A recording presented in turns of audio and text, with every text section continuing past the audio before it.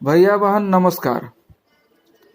आज हम लोग हिंदी विषय में पाठ 1 जिसका शीर्षक है कबीरदास की वाणी, इस कविता के अंतर्गत प्रश्न 4 को हल करेंगे। प्रश्न 4, सोचें और बताएं। आपके समक्ष कुछ प्रश्न दिए गए हैं, उन प्रश्नों के उत्तर आपको सोचकर देना है। कविता को आपने पढ़ा, उसके भावार्थ को आपने समझा।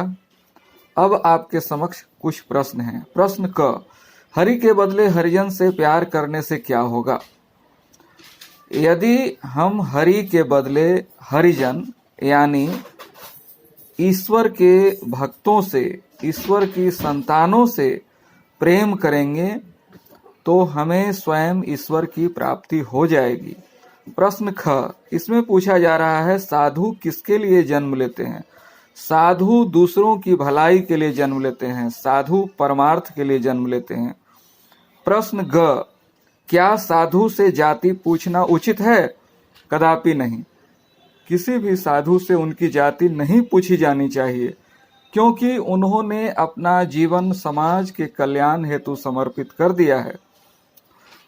उनसे केवल उनका ज्ञान लेना चाहिए। प्रश्न घ, दुर्बल को सताने से क्या होगा? दुर्बल को सताने से उसकी जो आह निकलती है, हृदय से उसकी जो पीड़ा निकलती है, वो बड़े से बड़े व्यक्तियों के ताकत को भस्म कर डालती है। प्रश्न अंग में पूछा जा रहा है मधुर वचन औषधि कैसे है? मधुर वचन यानी मीठी वाणी औषधि के समान है। यदि आप किसी को कड़वी वाणी में बोलते हैं तो उसे दुख पहुंचता है। आपको भी कोई कड़वी वाणी में कुछ कहता है तो आपको दुख पहुंचता है, किंतु मधुर वचन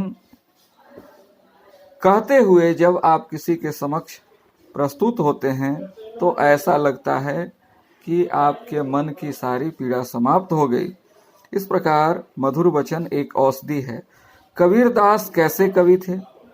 कबीरदास ज्ञानाश्रयी शाखा के निर्गुण भक्ति रस के कवि थे।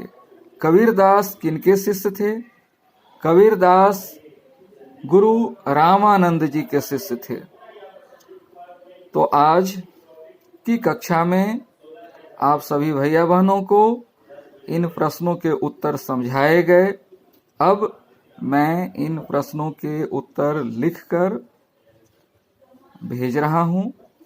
इसे आप अपनी अभ्यास पुस्तिका में लिख लेंगे और ठीक प्रकार से इसे याद कर लेंगे। धन्यवाद।